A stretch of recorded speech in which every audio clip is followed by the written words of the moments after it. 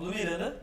Eu sou Marcelo Barros e quero aproveitar o comecinho desse episódio do Conta Tudo para já te convidar a se inscrever no nosso canal e não só neste canal, também no nosso canal de cortes, o Cortes do Conta Tudo, e também ativar o sininho, tudo aquilo que você já sabe que deve fazer e também comentar o nosso episódio de hoje. A gente quer muito saber o que você achou, tá bom? Então, assim que a gente terminar, vamos lá se inscrever no Conta Tudo e no canal de cortes do Conta Tudo, por favor. Conto com vocês.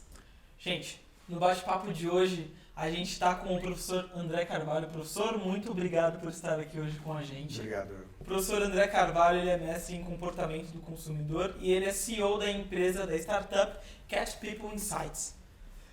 Professor, muito obrigado novamente. Espero que a gente possa ter um excelente papo aqui.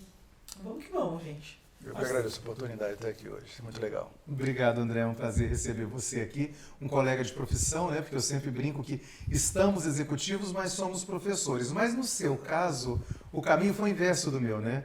Eu comecei na sala de aula, migrei para gestão.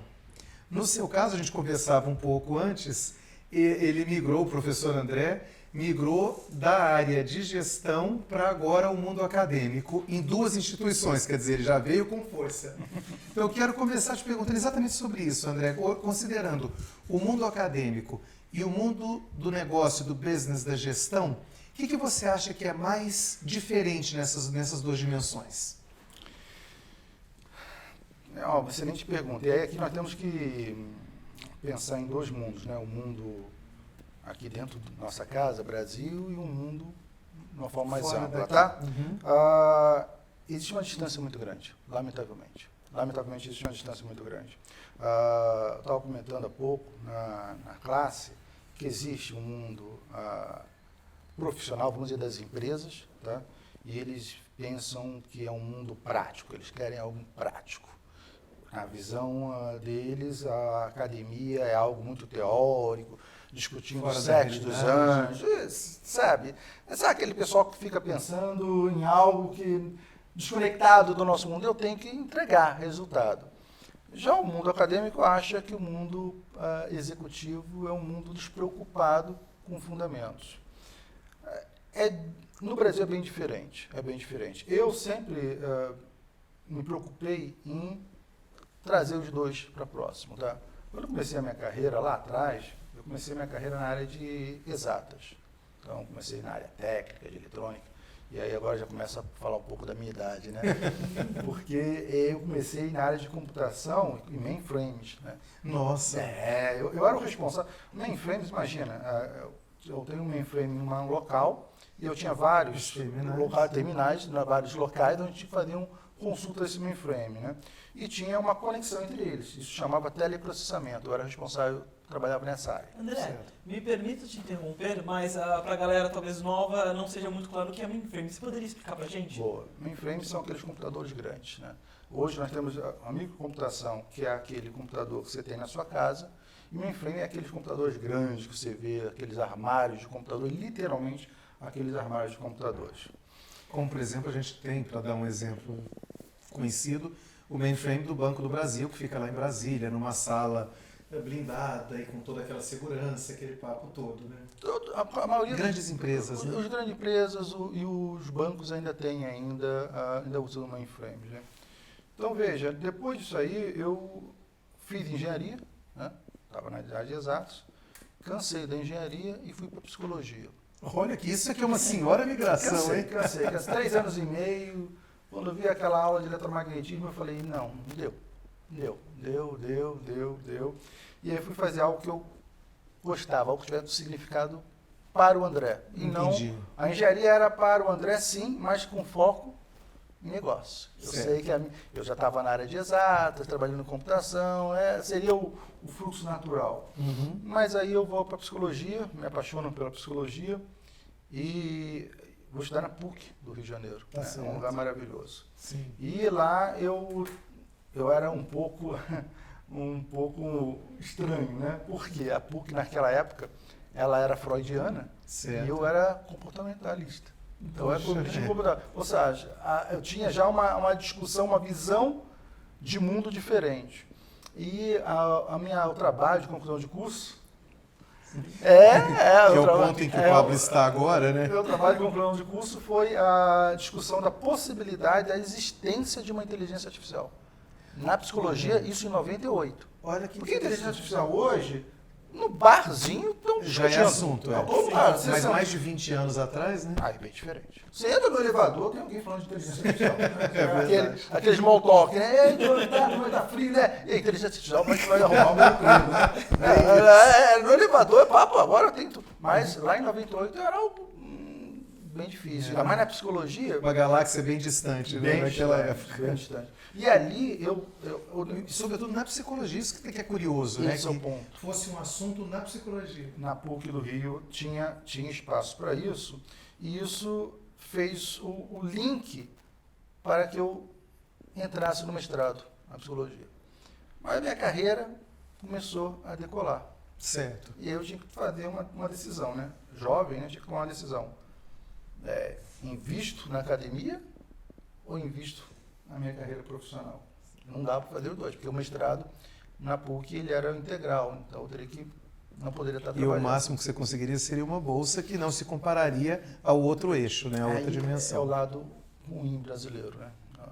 Uma bolsa de mestrado hoje, salvo eu esteja enganado, deve estar aí na faixa de R$ 1.200. Nossa, Caramba. E um doutor deve estar aí na faixa de uns 2 e pouco. 2.000 e pouco. Isso Tem Então, que se quer dedicar dizer- integralmente para isso. Né? Integralmente. Você não pode ter outro emprego. Se você tiver outro emprego, Você perde a bolsa. Você perde a bolsa e dá um problema Como é sério. que se mantém? Como é que paga aluguel? Como é que estuda? Como é que come? Então você entendeu qual era a minha Pronto, decisão que eu tinha que tá tomar. aí. Sim. Afinal de contas, os boletos continuam chegando, né? E eles, como alguém me disse hoje que eles vencem, né? Diferentemente de certos times de futebol, eles sempre vencem. ali eu comecei aí eu entrei na vida profissional. Já em 99 foi a minha primeira posição como gestor, tá? E aí veio crescendo até hoje. Então ali eu sempre procurei, e eu continuei fazendo vários cursos. Eu gastei dinheiro, como eu gastava meu dinheiro? Fazendo curso. Estudando. Não era, nossa, eu fiz qualquer curso que eu tenha na minha frente eu fazia. Se eu achava interessante, eu fazia. Você ia atrás. Ia atrás, fiz de tudo. Mas eu morava no Rio, e aí os bons empregos tinham em São Paulo. Então eu fiquei eu morei 3 vezes em São Paulo, essa é a 4ª vez. Nossa. Sim. 3 vezes eu vim para São Paulo, voltei. Vim para São Paulo, voltei. Vim para São Paulo, voltei. Vim para São Paulo, fiquei. Aí casei, né? Já separei a minha vida. A vida de São Paulo, a vida de São Paulo. Uhum. Então, durante esse ciclo, eu tentei aproximar a academia, porque eu tenho essa paixão. Eu tentei aproximar a academia do negócio. Mas sempre eu tive uma forte resistência dos líderes que estavam acima e às vezes até da instituição. Tá? E em poucos momentos também, vamos dizer a verdade, também tive receios da academia em se aproximar. Né? Tem que ser alguma coisa mais institucional, tem que vir pela reitoria, então burocratiza tanto que dificulta O processo, se materializar, né? Sim, sim. E eu era sempre um gerente, né? Não era Um decisor final. decisor final, não era o presidente da empresa, então isso dificultava bastante.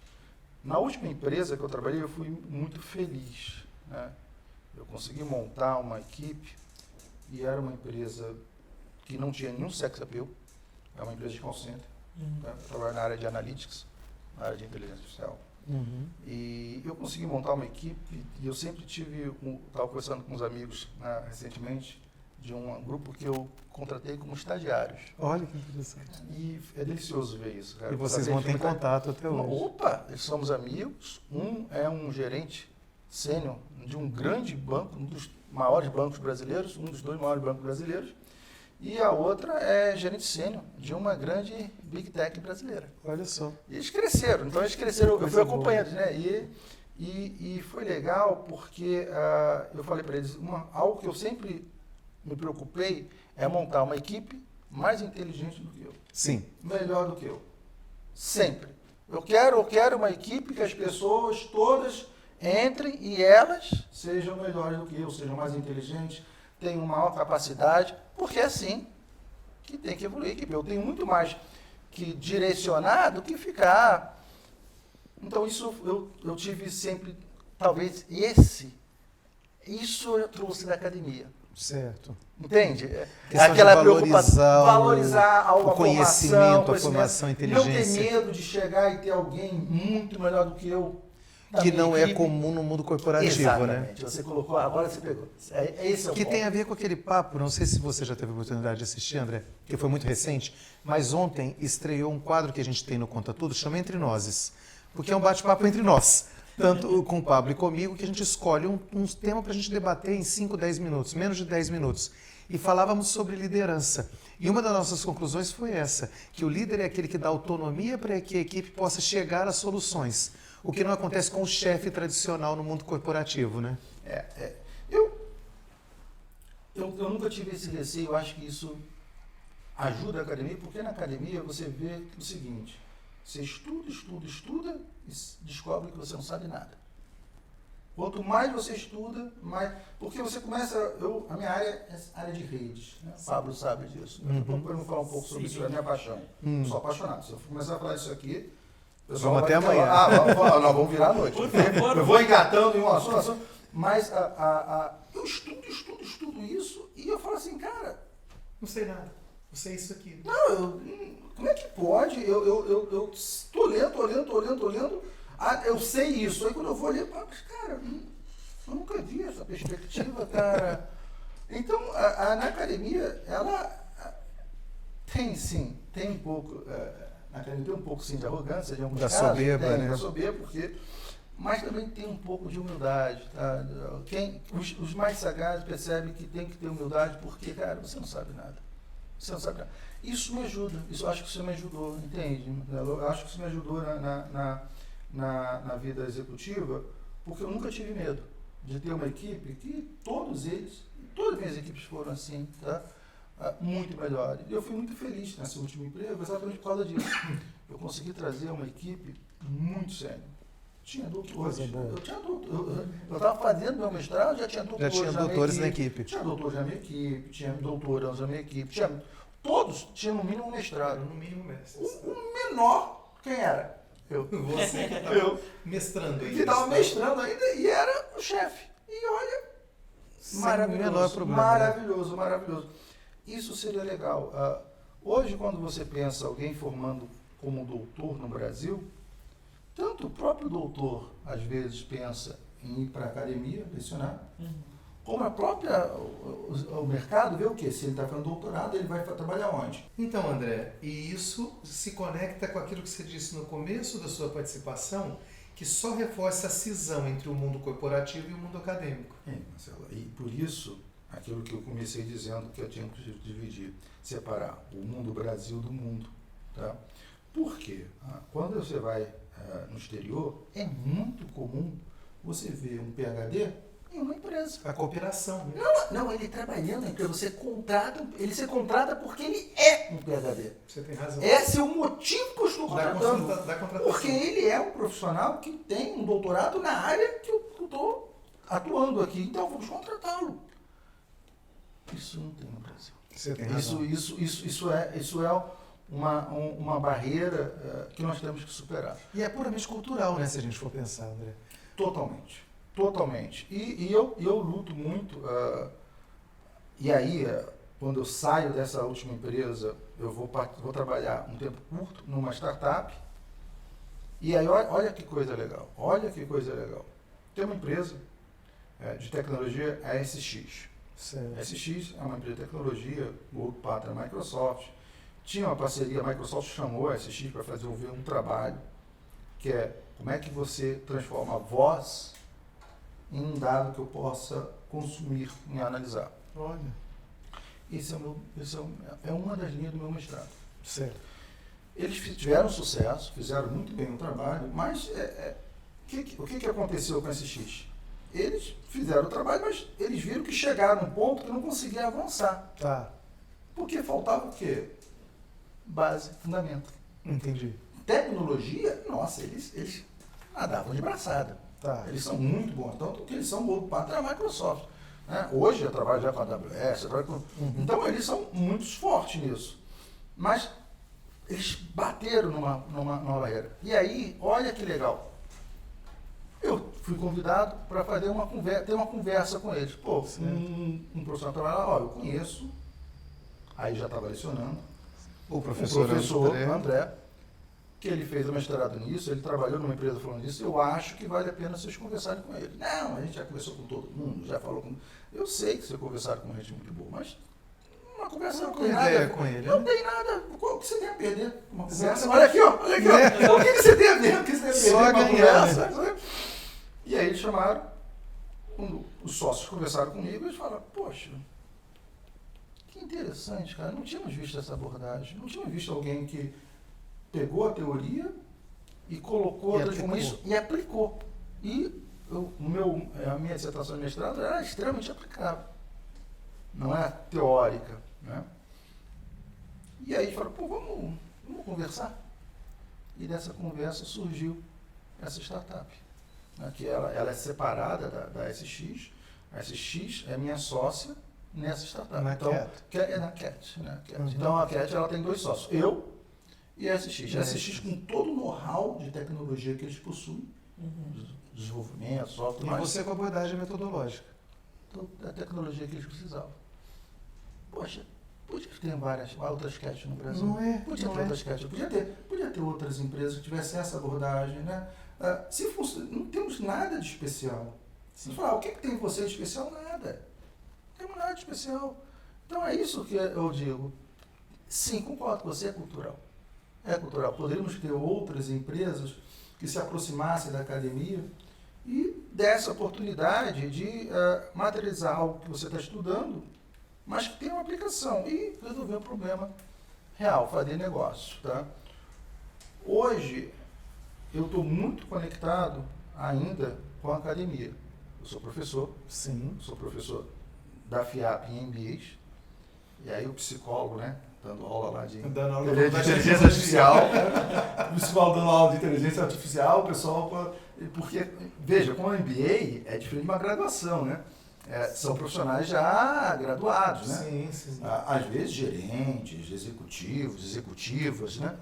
E aí quando eu me apresento, está fazendo um MBA de Data Science, está fazendo um MBA de Data Mining, está fazendo um MBA de Inteligência Artificial. Aí eu me apresento, sou o professor André e sou graduado em Psicologia.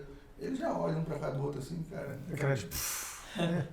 Cara, o que esse cara está fazendo? O que esse cara está fazendo aqui? E depois eu tenho boas avaliações, graças a Deus, eu tenho boas avaliações lá na FIAP. E na FEI eu dou aula na graduação, tanto da administração como da engenharia. Na produção. E nesse caso, o que fez a FEI me convidar não foi porque eu não sou. A FEI ela é muito criteriosa. É uma escola seríssima, né, gente? Não, para você ser professor lá, eles vão avaliar se você tem produção acadêmica. Eu comento com os alunos, né? A FEI é uma instituição no qual o professor, você quer progredir na carreira? Quer? Tudo bem. Você tem que produzir. Eu não vou produzir artigo científico. Tudo bem, beleza. Você vai ficar estagnado. Então, isso não é toda a faculdade no Brasil que existe. Muito pelo produção contrário, científica, né? Muito de professor. Então, é uma instituição, os dedos. É uma instituição muito séria. E André, antes de eu fazer a pergunta, chupa Mauá. O senhor acha que esse é o principal diferencial da FEI? Essa relação com o professor, ele tem que produzir, senão ele vai ficar estagnado? Ou não, isso está em um conjunto de diferenciais? Isso é um conjunto. A FEI, eu não tenho exatamente o percentual, mas um percentual, vamos dar um exemplo, tá? Um percentual muito elevado da FEI, são de doutores. Então isso já é um diferencial. Tá? São poucas faculdades onde a grande maioria são doutores. Certo. Doutores, né? Eu sou doutorando. Né? Doutores titulados. Doutores titulados, tá? Então, isso é um diferencial brutal. Tá? A FEI tem um incentivo à produção científica brutal também. Então, a FEI incentiva os professores e os professores incentivam os alunos a produzir, a pesquisar. Isso é um segundo diferencial brutal. Então, existem diferenciais importantes na instituição. A FEI, a primeira escola de administração na América Latina, foi da FEI. Mesmo? Sim. Primeira escola de administração. 1941. Nossa, Primeira eu não escola de sabia. administração na América Latina, no Brasil. Foi na FEI. Não Foi sabia. na FEI, exatamente. Então, é algo que tem um nome, tem um peso muito Claro. grande. Tá? Claro, a antiguidade não é posto. Sim. Né? Não quer dizer que a mais antiga é a melhor, não estou dizendo isso. Mas é algo sério. Né? Vide que está até hoje aqui. Sim. Senão, né? Exatamente. No Brasil, longevidade e qualidade tendem a caminhar juntas. Né? Exatamente, senão você não tem qualidade. Então, a FEI tem, eu acho, um mix, não é um ponto, não é um item que você vai conseguir resgatar, tá? Mas essa exigência dos professores de produzir, sem dúvida nenhuma, exige que o professor esteja sempre se atualizando. Porque você produzir um artigo científico e conseguir publicar esse artigo científico é um trabalho bastante exaustivo. Não sei se vocês conhecem como é que é o processo. Tá? Não. O processo de você, vamos supor que você vai estudar, Redes. vamos puxar o assunto. Ele está afim de falar de Vamos puxar- redes. Vamos supor que você vai puxar, vai falar sobre redes. Tá? Então você vai ter que pegar o que está na fronteira do conhecimento no seu recorte do assunto de redes. Fez a sua pesquisa, você vai escrever o seu artigo e vai submeter a uma revista acadêmica. Journal, que é o termo que se usa, né? Muito bem. Essa revista acadêmica vai ter o famoso Peer review. peer review. Que quem viu, Que né? é- Quem viu Não Olhe Para Cima viu aquela cena que ele fala, mas teve revisão de pares, né? Exatamente. Duas vezes perguntar, mas você teve revisão de pares, né? Então, a revisão de pares, você não sabe quem está revisando, você não sabe de quem é o De o quem artigo. você está revisando. Exatamente. Então, ele é duplo cego. Uhum. E quando você consegue passar para essa revisão, aí que você vai Publicar publicar esse processo é um processo longo. Tá? Uma revista bem cotada, o que é uma revista bem cotada? É uma revista onde tem artigo que os pesquisadores citam. Quanto mais essa revista for citada, mais relevante ela é. Sim. Que se chama, né, de maior impacto, né, um termo acadêmico. Mas o que é uma revista de alto impacto? É uma revista na qual os pesquisadores, ao fazer os seus artigos, fazem referência aos artigos que estão nessas que revistas. foram publicados nela. Nessas revistas. Só que quanto maior o impacto da revista, mais artigos são submetidos para a revista e menor a probabilidade de você ser aceito. Sim. É fácil, né? Uma revista tem lá seus 40 artigos, você recebe 2.000, a grande massa. A relação candidato-vaga. A grande massa é negada. Então, para você conseguir publicar um artigo, demora e é caro para você. Essa é a sua pesquisa. Sim. E você tem que publicar. Então, tem que ser algo realmente relevante. De qualidade. Porque senão, quando você bater lá, não é. Mas eu vou publicar numa revista de uma qualidade menor. Aí já não tem peso. Uhum. Aí tem né, na academia, né? Na academia tem, todo mercado tem seus detalhes, né? Se você publica um artigo numa revista menor, ok, tem valor, mas não é aquilo que você quer, né? Sim, né? Vamos lembrar do Ayrton Senna, né? O segundo colocado é o primeiro entre os últimos, né? Uhum. Então, você publica numa revista menor, ok, legal, parabéns, tem seu mérito, Claro. porque tem a sua Porque dificuldade, publicou. porque publicou e tem a sua dificuldade, mas o que você quer é publicar numa revista de alto De alto impacto, impacto, para claro. que tenha relevância na sua pesquisa, você tenha aí fundos para pesquisa, etc. Esse ponto é um ponto que talvez na FEI eu dê um valor muito grande. Uhum. Tá? Porque eles dão valor para isso, porque eles cobram isso. Tá? E isso O que diz muito sobre a instituição. o que diz muito sobre a instituição. Talvez quem não é da academia, talvez o aluno ao entrar, a aluna ao entrar, não tenha essa percepção. Não tenha todo esse... Não tem essa visão. Isso é triste. Isso é triste, porque eu gostaria que as pessoas tivessem a dimensão da importância, a dimensão da dificuldade de um professor pesquisador, porque tirar do zero uma pesquisa não é trivial. Definitivamente Não é trivial, entendeu? Conseguir publicar essa pesquisa, mais difícil ainda, Sim. entendeu? Então, você ter um corpo docente que faz isso, é um diferencial. E você estar dentro dessa faculdade é um diferencial, entendeu? Então, eu penso que se tivesse que escolher, esse seria o item que eu daria mais valor, tá? Mas existem vários outros. Como, por exemplo, como eu citei, tem um corpo onde a grande maioria são doutores. E você entra em faculdade, né? Lamentavelmente, isso é algo que nós temos que resolver um dia no Brasil, isso. Isso tem que ser resolvido. Porque a conta vai chegar. Ah, mas sem dúvida. Tá? Esse negócio de você ter faculdade, onde são, que nós falamos, né, esquinas, essa conta vai chegar. Você acha que já está chegando? Tem muito, eu ouço muito ditado aí, e não tendo preconceito com nenhuma área, mas eu ouço muito, tem engenheiro em tudo quanto é canto, e todo engenheiro que sai dessas esquinas não sabe nem escrever um e-mail. Será que essa conta já não está chegando? Não, já é realidade? Tem um livro que eu gosto muito, que é Homo Deus, do professor Yuval Harari, né, da Universidade de Jerusalém. É um livro forte. Você tem que ter... Se você vai ler sério, é um livro forte. É um livro que você sai de lá... Não recomendo que você... vou pegar um livro para deitar e... Não, você... Não é para estômagos fracos. Não, você não vai dormir. Você não vai dormir. Vai perder a noite de sono. Não faça isso. Não faça e não vá por aí. Não vá por aí. Pega uma coisinha mais leve, né? Pega... Tem alguns livros que você não deve ler, né? Não deve dormir. Esse é um deles. E aí tem um ponto que ele coloca, que é um ponto muito forte. Tá? Nós estamos caminhando para uma evolução tecnológica que em algum momento nós vamos ter uma parte da sociedade que não vai ter, e aí em muitas aspas, né, uma empregabilidade, ou seja, uma utilidade. O que vai faltar sequer é raciocínio lógico, né? Nós temos isso aqui hoje no Brasil com a questão matemática. Sim, exatamente. Nós temos um problema hoje. A inteligência artificial, aqui ó, eu vou pegar essa inteligência artificial que todo mundo fala, Hollywood fala, cria coisa legal, né? E agora eu vou destruir a inteligência artificial agora, nessa frase. A inteligência artificial é matemática com computação. Acabou, com código de computação. Acabou, é só isso, gente. Não tem nada. Agora, o que acontece? Poxa, André, eu não quero aprender Python, uma linguagem de programação.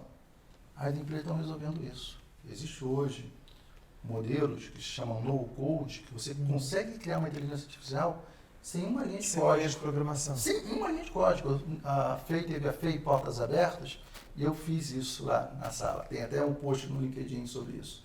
Então você consegue criar uma inteligência artificial, colocar em produção para prever algo, classificar algo, sem uma linha de código. Mas a matemática você tem que resolver. Tá. Você vai escolher uma árvore de decisão ou uma regressão logística. Regressão logística é para quê? É para passar no rosto, eu visto, passo na parede, antes de comer, coloco no bolo. Como é que eu faço?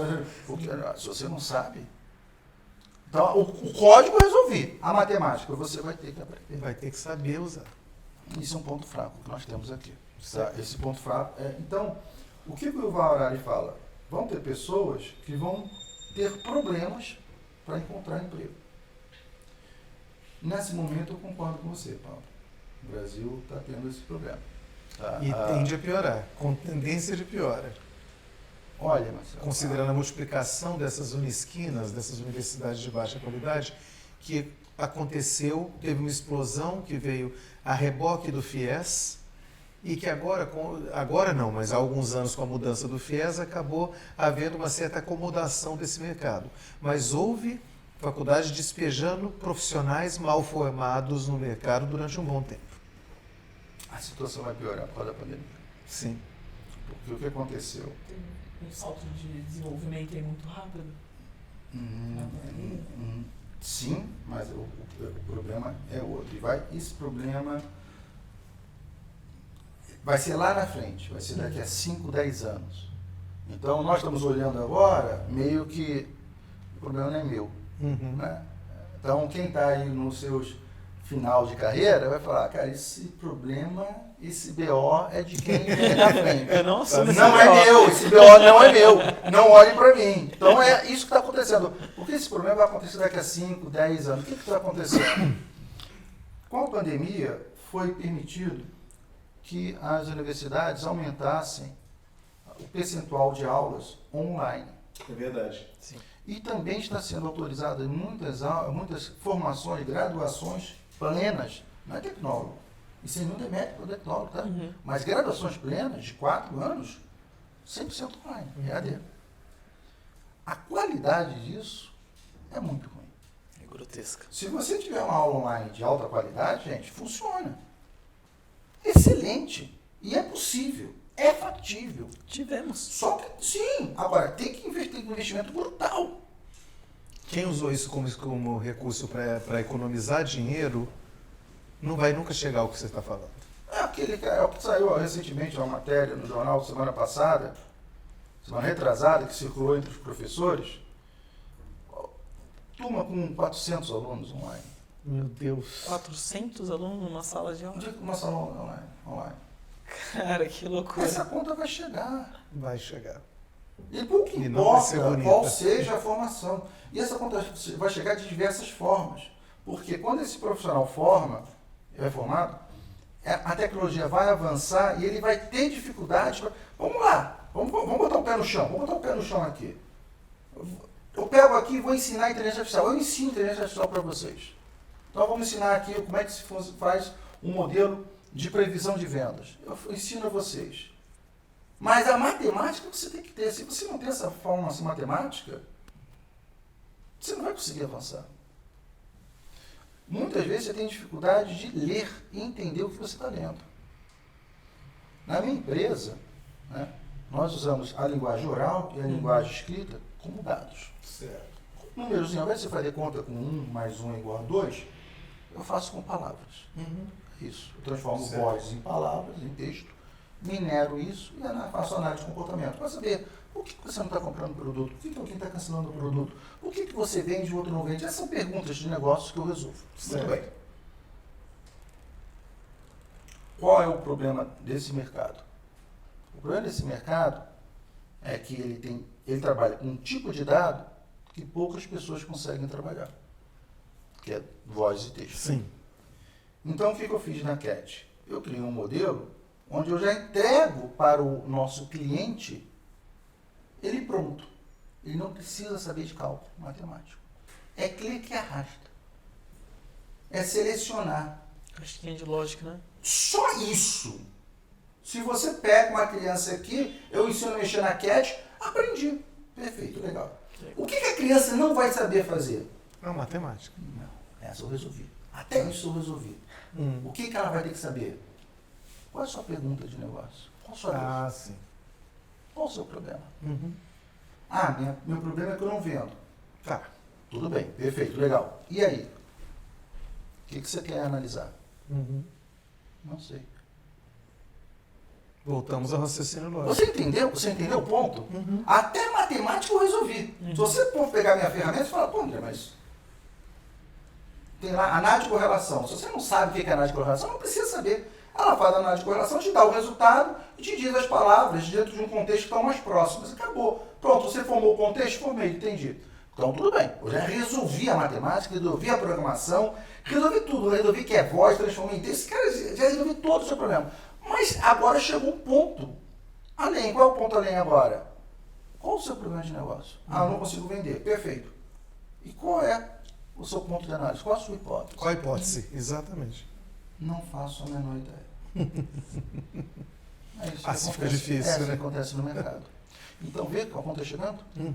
A A conta conta não já chega está só. A conta não chega só. Quando cai um prédio, né? Ou quando você não consegue fazer uma conta, ou você não consegue mexer num programa, não. A conta chega até quando você é um analista de negócio. Sim. E não consegue pensar, né? Não consegue formular uma hipótese. Formular uma hipótese. Então, por que essa conta vai chegar a 5, daqui a 10 anos? Porque essas pessoas estão sendo formadas hoje nessas faculdades. Elas hoje estão na faculdade. Quando elas chegarem no mercado, a tecnologia evoluindo, elas vão talvez ter mais dificuldade para se manter no mercado. E aí, como é que faz? E você acha que essa quantidade de desempregos que a gente está tendo no Brasil, você acha que já é reflexo disso ou ainda não? Isso é uma má situação que o país está passando, que não está gerando emprego E isso que você falou, a conta vai chegar literalmente só daqui 5, 10 anos? Ou é um mix disso tudo? É um mix. Você acha que talvez tenham vagas ali, mas não tem gente com capacity para... É um mix. Existem vagas, mas não são 11 milhões, nós temos 11 milhões de empregados. Tá? Sim. Existem vagas. Vamos lá botar o pé no chão, né? Existem vagas que não estamos conseguindo cobrir porque não tem candidatos. Ok. Sim. Mas não são 11 milhões Mas de essa é vagas. uma proporção limitada. Já é uma provocação. Sim. Porque se eu tenho 11 milhões de pessoas desempregadas, como é que eu tenho uma vaga que estou há um ano e não consigo fechar? Me parece um contrassenso. A equação não fecharia. Né? É um contrassenso, é uma provocação. Isso é uma provocação. Pô, como assim? Eu tenho 11 milhões de pessoas desempregadas, você tem uma vaga há um ano e não fecha. Isso é loucura. Então, sim, isso... Mas não também não dá para dizer que eu tenho 11 milhões de vagas, eu não consigo, tenho 5 milhões de vagas, tenho 1 milhão de vagas e eu não consigo candidatos. Tá? Então, a mesma coisa, precisamos de programadores. Precisamos, mas não são 11 milhões de programadores que nós precisamos. Precisamos de profissionais de inteligência artificial, mas não são 11 milhões, enfim. Então, é um pouco mais complexo, é um mix disso. Sim. Por que essa conta chega? Porque são 11 milhões e para gerar 11 milhões de vagas em todo o mercado, vai levar tempo. Só que todo ano... Tem mais gente aumentando esse bolo. E com mais Sim, dificuldade. sim, E com mais dificuldade a cada ano. Porque se forma com um déficit. Uhum. E essa conta vai chegar lá na frente, porque cada vez a tecnologia vai avançando mais e as pessoas que não estão arrumando emprego estão ficando cada vez mais obsoletas. Ou seja, a bola de neve vai aumentando. Esse é o ponto do horário. Sim. Então, é uma preocupação. Fora isso, já tem alguns estudos bastante interessantes dizendo o seguinte, existe a questão da renda média, né? A renda básica universal, né? Nós temos que ter uma renda básica universal, por quê? Porque é possível, não é uma certeza, é possível. E essa é a visão do Harari, e alguns, em especial no Vale do Silício, já estão se mexendo, que quanto mais você desenvolver em melhorar a produtividade através de tecnologia, menos emprego. Mais gente vai sobrar fora dessa equação. E nós estamos com a população mundial crescendo. De mais de 7 bilhões de pessoas. E crescendo. E crescendo. E crescendo. Não é que ela está estabilizada, ela não está andando de lado, ela está subindo num ângulo pequeno, Não é uma curva muito não longa. é muito longa, mas ela está subindo. Então, o que vai acontecer? Cada vez você sendo mais produtivo, mais tecnologia, O sucesso traz um insucesso na outra ponta. essa conta vai chegar. Então, nós estamos, o mercado, algumas pessoas já estão pensando, né? Olha, temos que ter uma renda básica para essa pessoa. Sim. Porque senão, isso não vai... Mas aí você não gera vai- renda básica, a conta fecha? Matematicamente falando? Qual é a preocupação? A preocupação, ela é mais... desculpe, né? O jogo Por favor, de palavra fica à vontade. é mais básica, né? Por que ela é mais básica? Né? Porque é o seguinte, se você tem uma grande massa de pessoas que não conseguem emprego e olhando para o futuro não se vê empregado, isso cria um caldo social. Explosivo. Exatamente. Explosivo. Então, o que você tem que fazer? Por isso, esse jogo bobo de palavra, né? Com essa renda básica, é fazer o básico. Cara, você vai ter dinheiro para comer. Exatamente. Para não deixar esse caldo explodir. Exatamente. Porque ele já tem um tempero muito alto, né? É verdade. Essa é a conta que vai chegar em especial para o Brasil. Você acha que a parte mais sombria, então, tá por vir ainda e vai ser feio? Eu sou um otimista, tá? Eu sou um otimista. Não sou um pessimista. O ser humano, ele sempre, a nossa espécie, ela passou por dificuldades muito grandes. Se nós olhamos hoje, 2022, para o passado, todas as barbáries que nós vemos aqui ainda, tá? Coisas absurdas acontecem, né? Aquilo que aconteceu com aquele Rapaz asfixiado dentro de uma viatura policial. Aquilo é barbárie. Aquilo é barbárie. Tá no livro Aquilo ali, não tem como. E é a instituição que está ali para nos proteger. Entendeu? O que acontece, aqueles 23, 25, né? Nenhum número eles conseguem me dar o número certo de mortes Na Vila Cruzeiro. Ah, é traficante, aí você vai ter aí vai ter uma discussão que é uma discussão densa. É densa. Mas e ali aquela pessoa? Uma pessoa doente, cara, e que foi parada porque estava sem capacete. Não é que estava assaltando, não é que estava com uma arma, não foi no tiroteio, que já está errado, não estou aqui justificando. Foi uma execução. Então, mas mesmo assim, quando nós olhamos, isso é horrível, isso nos coloca em dúvidas sobre a sobre a viabilidade da espécie. Mas quando nós olhamos para o passado, hoje nós estamos bem melhores. Sim. Nós estamos bem melhores. Quanto mais a gente abre o foco, melhor aparece a história, porque a gente vemos barbares em grau pior. Exatamente. Na contemporaneidade. Exatamente. Então, eu sou um otimista por isso. Eu vejo, nós estamos chegando ao próximo precipício, mas ninguém é louco de pular. E a passos... Mas ninguém é louco, ninguém é louco de pular. Sim. Porque no limite é a preservação da espécie. Né? Você não vai pular, né? Porque, tipo assim, se eu te empurrar, você vai me puxar junto. Então eu não vou te empurrar. Fazer com os lemingues, né? Então eu sou um otimista. Eu vejo que em algum momento nós vamos até a tecnologia, com mais informação, mais conhecimento, nós vamos entender juntos que, por exemplo, você ter um diploma que não vale nada, que você não aprendeu nada, não te ajuda. Depois de 4 anos de tempo e dinheiro investido... mas eu gastei só R$130 num curso EAD que eu não assistia e estou lá com diploma. E agora eu sou formado em X, pouco importa. E não resolve. Lá na frente não vai resolver. E você vai perceber. Vai levar tempo.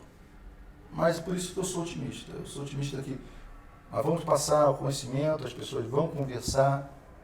Estamos aqui, né? Estamos conversando, contando tudo. Pessoas vão pensar, vão refletir. Poxa, esse carioca até que faz sentido o que ele está falando. O que ele está falando. Parece que está fechando. Então, a pessoa é uma provocação, a pessoa vai concordar, a pessoa vai discordar, mas ela vai pensar, que ela discorde. Fala, André, discordo plenamente do que você está falando. Perfeito. Mas já é um exercício de reflexão. Então, eu penso que isso, com o tempo, tende a melhorar, tá? Mas a conta, ela vai chegar. Agora, André, eu tenho uma questão que emenda nessa que o Pablo falou, e assim como você, eu sou um otimista incorrigível. Eu sempre acho que a gente, inclusive pela longevidade da espécie, a capacidade de adaptação, a gente é praticamente uma barata, porque as baratas também se adaptam a qualquer clima. Veja, a gente tem gente na Groenlândia. Exato. Quando você diz isso, tem gente que mora, vive e se reproduz na Groenlândia. Então, a sensação que eu tenho, juntando o que a gente acabou de falar agora com o começo da fala ou algum momento aqui para trás, é a questão de que às vezes eu sinto que nós estamos, como diz em inglês, preaching to the choir, ou seja, a gente está falando para convertidos.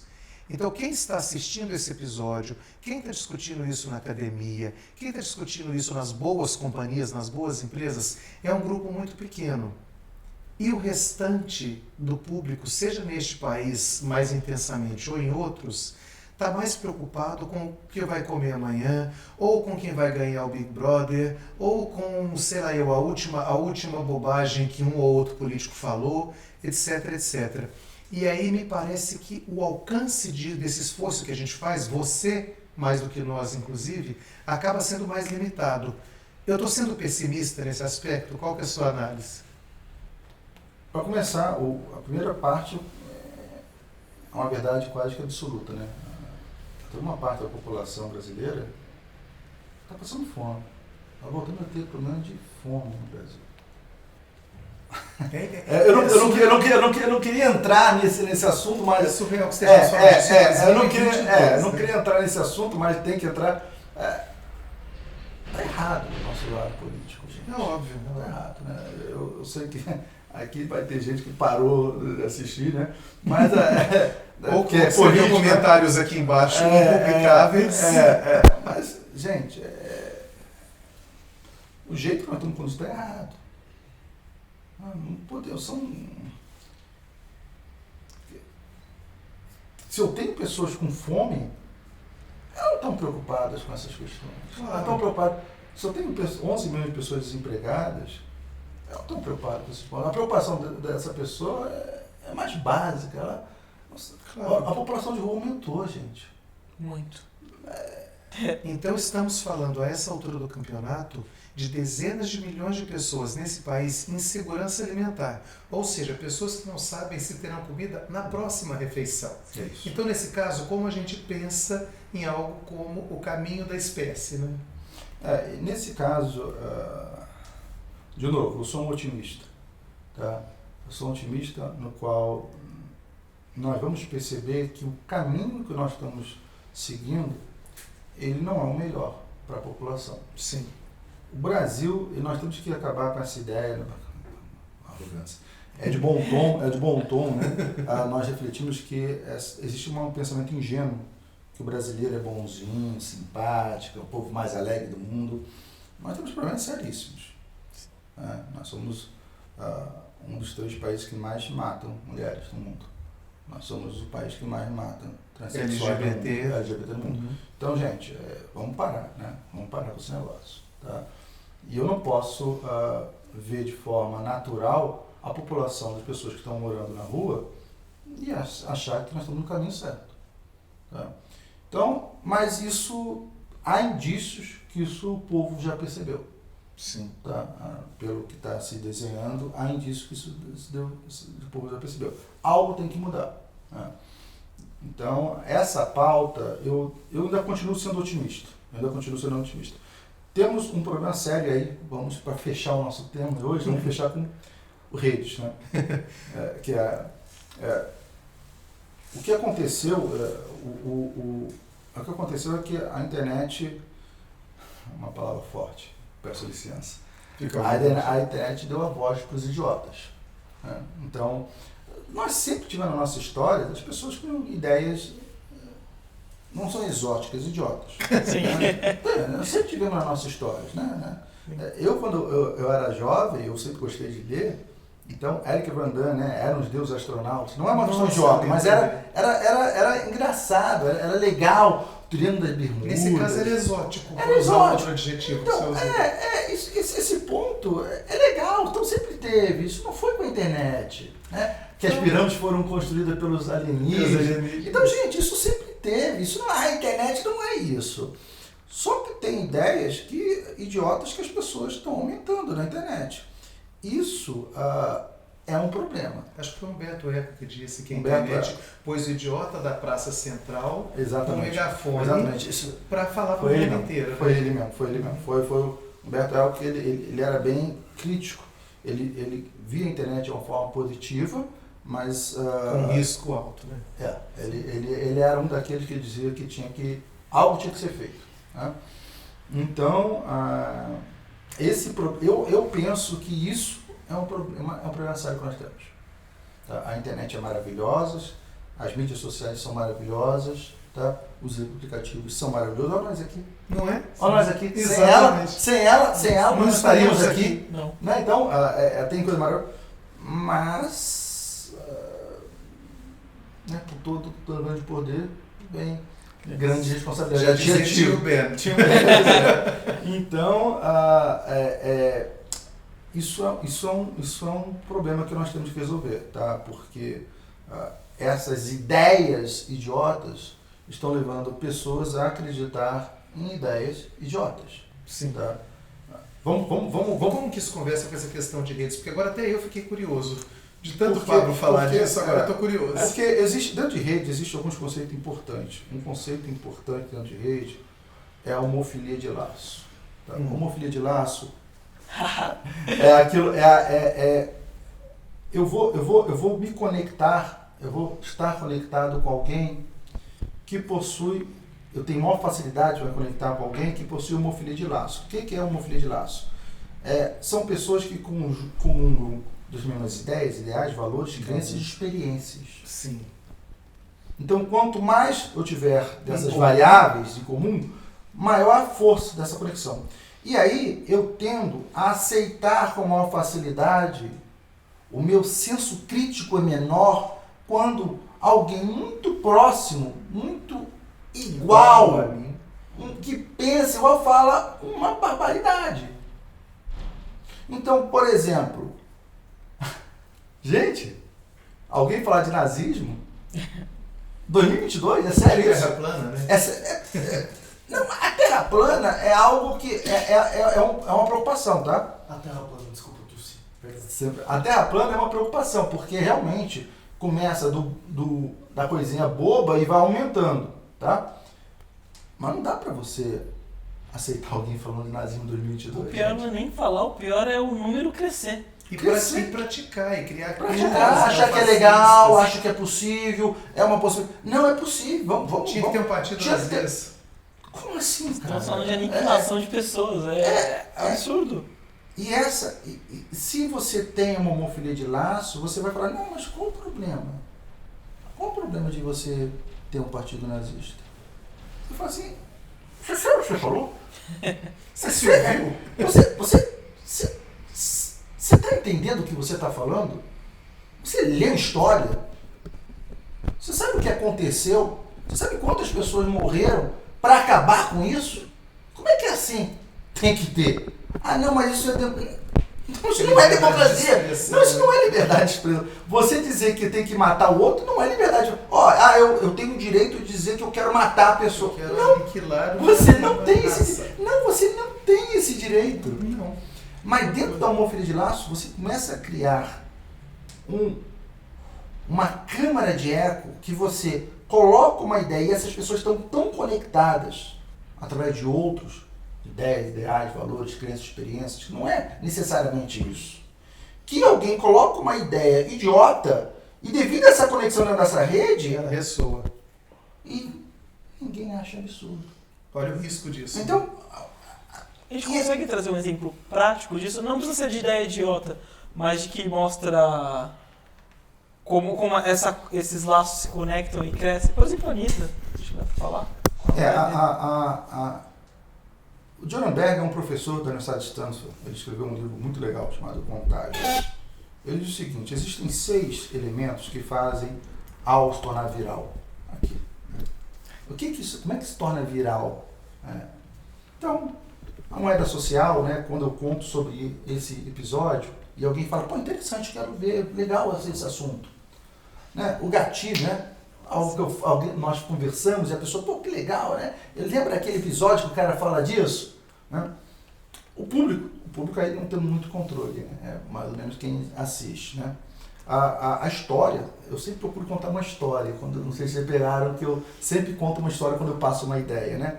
Valor prático, tá, por que esse cara está falando sobre isso? Mas principalmente emoção. Tá. Esses são 6 itens.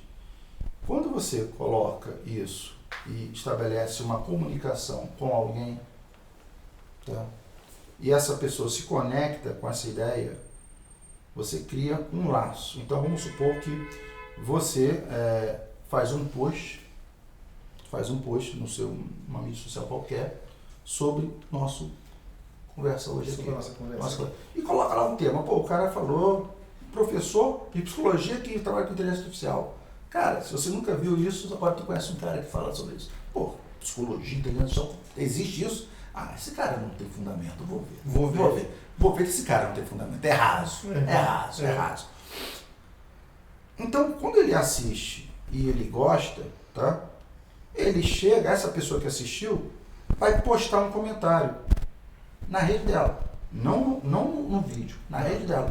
Poxa, gente, você não sabe do maior. Tem o vídeo conversando, né? E aí lá tem um psicólogo falando de inteligência artificial. Alguém da rede vai dar um like, um comentário. E alguém que não está conectado com esse primeiro vai ver o comentário dessa pessoa intermediária. E vai falar, poxa, que legal esse post dessa pessoa. Então veja, essa pessoa está distante, só viu o post inicial porque alguém intermediário deu um like ou fez um comentário. Certo. Então essa pessoa vai falar, poxa, deixa eu seguir essa pessoa aqui que enviou o primeiro. Deixa eu pedir uma conexão com essa pessoa. Tá? Essa conexão só foi estabelecida por quê? Porque uma ideia, um ideal, um assunto, que essa pessoa viu valor, a partir dessa. Então eu começo a criar uma rede que ela está se estabelecendo por quê? Por homofilia. Sim. Se essa rede é estabelecida por homofilia, então vamos supor, você gosta... Me diga uma coisa que você gosta, Marcelo. Ficção científica. Ficção científica. Pá, você gosta de ficção científica? Gosto. Gosto de ficção científica. Interestelar foi o melhor filme para mim. Eu acho O mais coerente. aquilo ali é lindo, aquilo ali eu não canso de ver. Então, se eu falo sobre Interestelar você vai curtir. Se eu falo sobre Interestelar, você vai curtir. Então, falar sobre esse assunto é fácil para vocês. Sim. Se eu posto alguma coisa, eles vão curtir conversar sobre isso. E Não tem comentário, dificuldade de falar sobre isso. Comentário, legal. Se eu ver algum assunto sobre Interestelar, passar para vocês, você vai falar, pô, curti. Isso é homofilia. Então agora imagina que estamos nós dois e agora aparece nós três, aparece uma quarta pessoa que viu o seu post, um comentário sobre o meu post. Sobre o seu. Ela também gosta de ficção científica, e ela vai se unir a nós. Vai pedir uma conexão comigo, ela só vai conectar, vai pedir conexão com o Pablo, nós estamos falando. Então qualquer coisa que nós falemos sobre ficção científica vai fluir facilmente entre nós. Isso é homofilia de laços. Então fica fácil o assunto fluir. Pega agora vários grupos, tá? Em várias mídias sociais sobre vários assuntos. Tá? Quando você coloca um tema sobre esse assunto, todo mundo vai lá e valida esse assunto. Porque é ficção científica. E é comum a todo aquele... É ficção científica. Se alguém, vamos supor que agora não somos só nós três, não somos nós quatro com essa pessoa, mas nós somos aqui 40 pessoas, 50 pessoas. Não é um grupo muito grande, é um grupo relativamente pequeno. Sim. Tá? 50 pessoas. Tá? E alguém vem aqui e diz que assistiu um documentário num canal TV fechada que mostra lá que existem evidências que o homem nunca foi à Lua. Porque a bandeira tremeu, porque não tinha estrela no céu, porque tinha várias formas de luz, fontes de luz, só podia ter uma porque era o Sol, blá blá blá blá blá blá blá. Entende que nós gostamos de ficção científica, nós vamos discutir sobre esse assunto? Nós vamos discutir sobre esse assunto. Fala, não, cara, não é isso. Aí nós vamos discutir, usar todos os argumentos que já foram provados, porque é um assunto que, entre aspas, está dentro da ficção científica, vai se fluir. Aí o próximo passo qual é? Ficção científica, o homem não foi à Lua, tranquilo, né? Pirâmides foram construídas por alienígenas. Chegamos ao Eric von Däniken. Vamos lá, vamos avançar um pouco mais. Você está vendo tanto como nós estamos avançando? Sim. Era Interestelar, nós já estamos saindo. Mas está num ambiente que nós estamos gostando. Né? É um debate sobre que nós não fomos à Lua. Né? Agora já estamos na pirâmide. O próximo agora, né, que as pirâmides foram construídas para conexões com seres superiores. Que aqui nós estamos experimentos de... A sua realidade vai aumentando, ela não é de um pulo. Porque se for de um pulo, todo mundo fala, não, o grupo aqui, nós 50 aqui somos de ficção científica, não é teoria da conspiração que a raça humana vai acabar, que tem o que vai acontecendo são pequenos incrementos. E você vai saindo da sua realidade. Você vai saindo da realidade, vai indo para a sua realidade. Você vai indo para um mundo distópico. Tá? Sim. A homofilia de laço, ela não é um problema. Não existe problema na homofilia de laço. O problema é quando você só tem uma visão. Essa única referência. Uma perspectiva. Sim. Se você diz, eu só tenho uma perspectiva sobre algo, isso começa a ficar, a ter alguma limitação. Tá? Leva ao fanatismo no fim dessa história. Né? E como as pessoas estão muito conectadas, vamos supor que vocês dois, né, nós estamos aqui pela primeira vez, vamos nos manter contato, vamos estabelecer contato, curtindo, a conversa foi boa, vamos trocar ideia, vamos só daqui a 4, 5, 6 anos, estamos conversando. Se eu coloco uma ideia mais exótica, é possível que vocês aceitem. Sim. Pô, tu conhece o André há 6 anos. E tudo que ele falou faz sentido até hoje. Né? É uma ideia desafiadora. Vamos nos desafiar. Vamos aceitar esse desafio. Vamos ver. Só que vocês dois têm um nível. de corte, né? de crítica a essa ideia desafiadora elevado. Talvez nem sempre nesses grupos você vai ter. Então você pode colocar ideias que são idiotas e devido a essa homofilia de laço, essa ideia é idiota, que não está dentro do contexto do grupo. Sim. Que não está dentro do contexto do grupo. Né? Então, imagina, nosso grupo é de filme de ficção científica. Onde é que cabe pirâmide de Egito ter sido criados por alienígenas? Onde é que isso encaixou isso aqui? Onde é que nós chegamos aqui? Onde é que essa conversa chegou aqui? Isso? Entendeu? Nós estávamos falando sobre Interestelar, estamos falando sobre 2001, tá em Guerra dos Mundos, tá uma conversa tão gostosa, tão boa, né? Qual o autor que você gosta mais? Eu gosto de Júlio Verne, não, eu gosto do Isaac Asimov. Eu, Robô. Então, Fundação, que está lá na HBO, se eu não me engano. Então, olha que conversa boa. Como é que nós chegamos nessa conversa de pirâmide? Então, nós podemos ter parar e dar uma mensagem esperada e falar, opa. Porque, como você falou, tem um grau de criticidade mais elevado, digamos. Já num grupo de homofilia de laço, e alguém coloca uma ideia que é absurda, devido a essa homofilia de laço, e essas pessoas não têm esse nível de discernimento, eles aceitam essa ideia absurda. Então, a homofilia de laço não é um problema em si. Não é um problema em si. Podemos ter um grupo de vinho. Nós gostamos de vinho. Então, são pessoas que estão lá reunidas para falar sobre vinho, discutir sobre vinho, viajar para beber vinhos, se reunir para beber vinhos. Qual o problema? Não tem nada de errado com isso. Não tem nada errado com isso. Discutir entre vinho e cerveja. Eu gosto de cerveja. Que legal, vamos conversar, gente. Que boa essa conversa. Gosto de uísque, vamos conversar. Mas tem alguns casos que você pode ter uma homofilia de laço e você coloca uma ideia que é absurda e essa ideia viraliza. E aí você pergunta, cara, esse grupo é um grupo que não é ruim, as pessoas não são, e é por isso que eu sou otimista. Sim. A pessoa não, dizer que são pessoas do mal, desumanizar o outro é o primeiro passo para dar errado. Haja vista o holocausto judeu, né? Quando você desumaniza, são como ratos, que era o que os alemães diziam. Nós vimos hoje na internet, né? Se você vai votar em A ou B, pouco importa aqui, né? Vou votar em Bolsonaro, vou votar em Lula. Aí quem vai votar no Bolsonaro diz que quem vai votar no Lula ou é ladrão ou é esquerdopata. Aí quem diz que vai votar no Bolsonaro é fascista ou nazista. Pô, no momento que você desumaniza o outro, você acabou a conversa. É verdade. Acabou a conversa. Não existe diálogo possível. Não acabou. Não é que você diz, quem tá ali é nazista. Quem tá lá é ladrão. Que vota em ladrão. Acabou a conversa. Acabou. Não, você chama alguém de nazista, você chama alguém de ladrão, perfeito. Qual é o diálogo possível depois disso, né? Agora a pergunta que nós temos que nos fazer é, por quê? Por que tem esse tipo de abordagem? Quem é que está colocando essa pergunta? Quem foi que vocês viram colocar essa pergunta? Ninguém. Por que alguém vem com esse discurso do que do outro lado? Se você quer manter o seu grupo unido, você cria. Você lembra a emoção? Sim. De John Berger? Que é um dos você cria. Vou botar a emoção no máximo. No alto. Porque eu mantenho o grupo unido. Tá?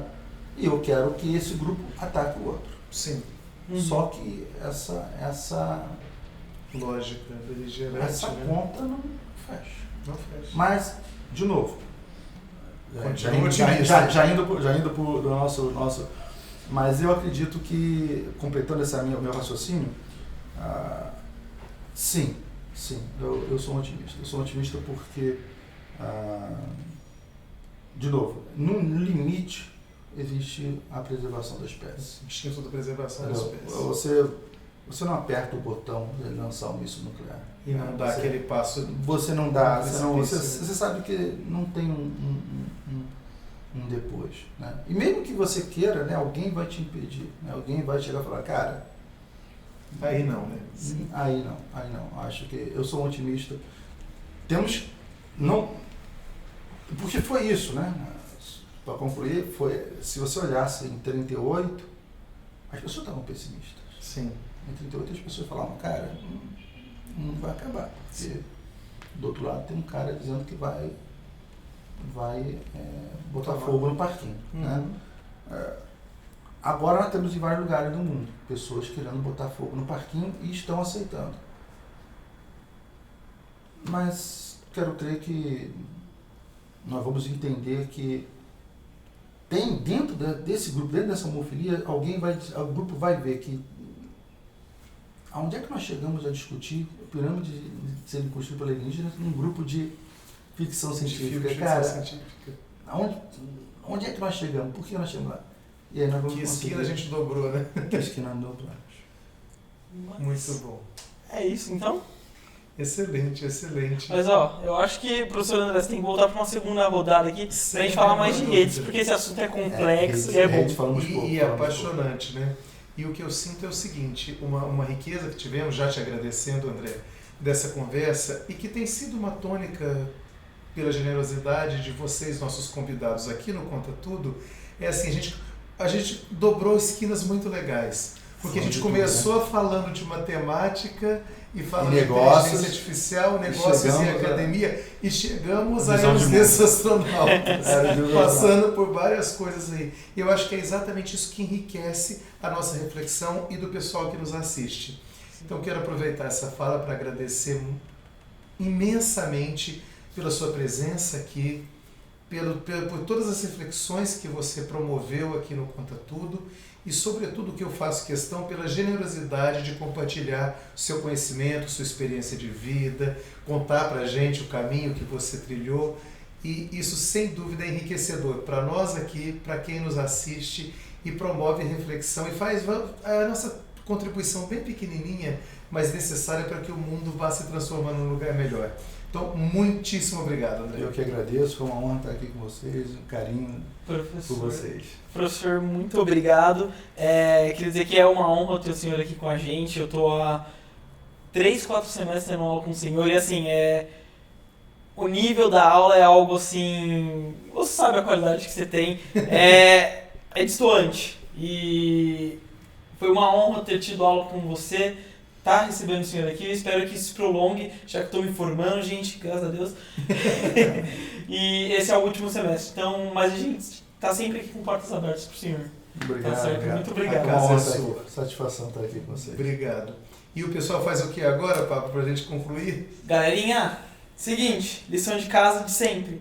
Se inscreve, deixa like, ativa o sininho e o mais importante, não, todos os outros são importantes, mas tão importante quanto, se inscreve no Instagram, porque lá a gente continua divulgando o nosso calendário de vídeos, os dias que vão lançar, os convidados, etc. Tá legal? Valeu, gente. Até a próxima. É isso, pessoal. Obrigado e até o nosso próximo episódio.